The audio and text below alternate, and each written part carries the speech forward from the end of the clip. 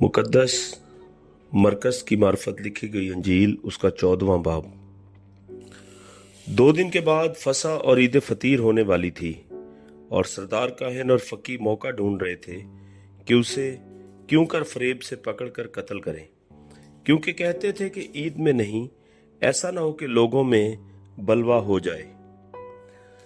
जब वो बैतनिया में शमौन कोड़ी के घर में खाना खाने बैठा तो एक औरत जटामासी का बेशकीमत खालिस इतर संगे मरमर के इतरदान में लाई और इतरदान तोड़कर इतर को उसके सर पर डाला। मगर बाज अपने दिल में खफा होकर कहने लगे, ये इतर किस लिए जाया किया गया, क्योंकि ये इतर 300 दिनार से ज्यादा को बिक कर गरीबों को दिया जा सकता था। और वो उसे मलामत करने लगे। यस्सु ने कहा, उसे छोड़ दो, उसे क्यों दिक करते हो?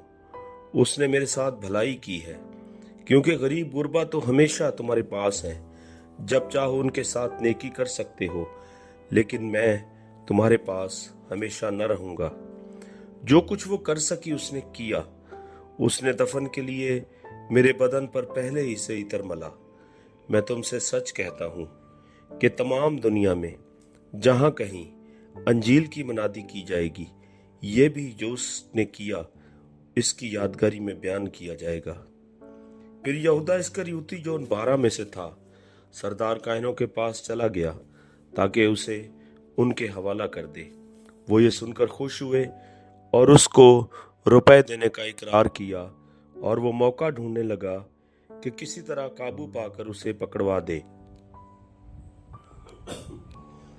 ईद फतीर के पहले दिन, यानी जिस रोज फसा को ज़िबा किया करते थे, उसके शागिर्दों ने उससे कहा, तू कहाँ चाहता है कि हम जाकर तेरे लिए फसा खाने की तैयारी करें?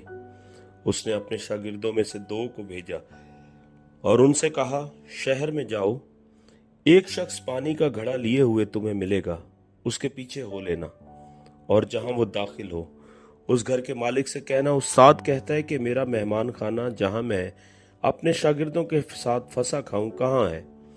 वो आप तुमको एक बड़ा बाला खाना रास्ता और तैयार दिखाएगा, वहीं हमारे लिए तैयारी करना। बस शागिर्द चले गए और शहर में आकर जैसा उसने उनसे कहा था वैसा ही पाया और फसा को तैयार किया। जब शाम हुई तो वो उन 12 के साथ आया, और जब वो बैठे खा रहे थे तो यस्सु ने कहा, मैं तुमसे सच कहता हूं कि तुम में से एक जो मेरे साथ खाना खाता है मुझे पकड़वाएगा। वो दिलगीर होने और एक एक करके उससे कहने लगे, क्या मैं हूं? उसने उनसे कहा कि वो 12 में से एक है जो मेरे साथ तबाक में हाथ डालता है, क्योंकि इब्ने आदम तो जैसा उसके हक में लिखा है जाता ही है, लेकिन उस आदमी पर अफसोस जिसके वसीला से इब्ने आदम पकड़वाया जाता है। अगर वो आदमी पैदा ना होता तो उसके लिए अच्छा होता। और वो खा ही रहे थे कि उसने रोटी ली और बरकत देकर तोड़ी और उनको दी और कहा, लो, ये मेरा बदन है।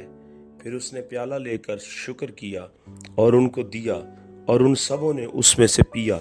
और उसने उनसे कहा, ये मेरा वो अहद का खून है जो बतेरों के लिए बहाया जाता है।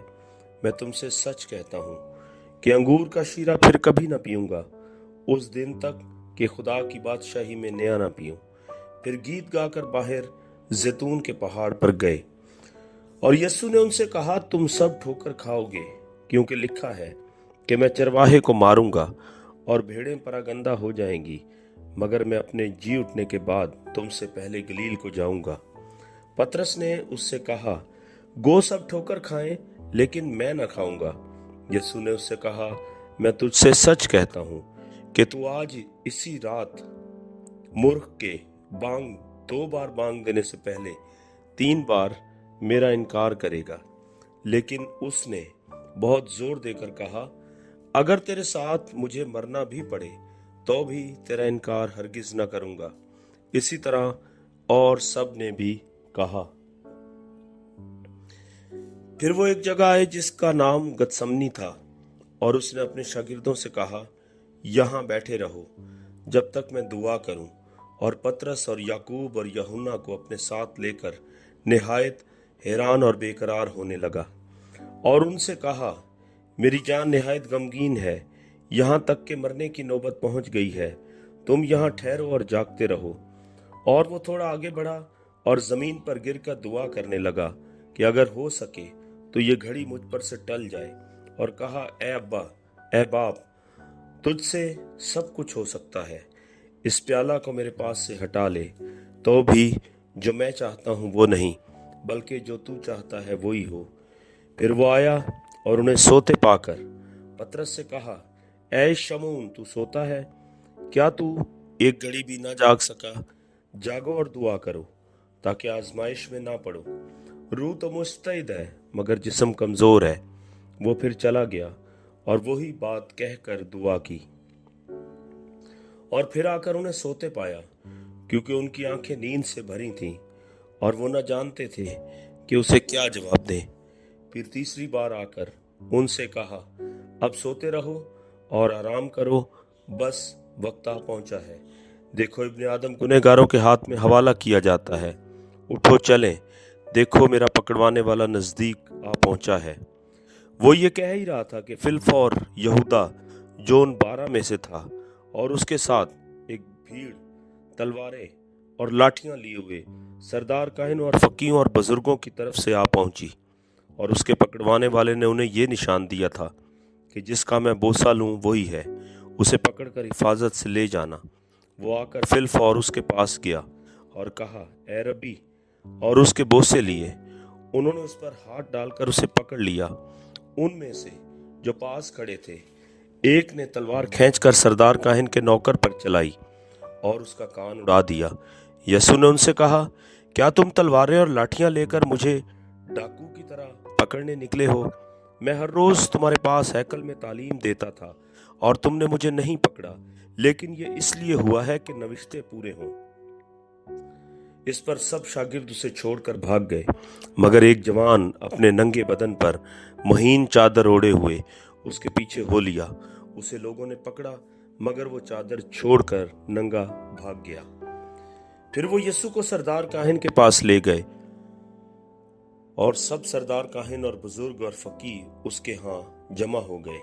और पतरस फासला पर उसके पीछे पीछे सरदार काहिन के दीवान खाना के अंदर तक गया और प्यादों के साथ बैठकर आग तापने लगा।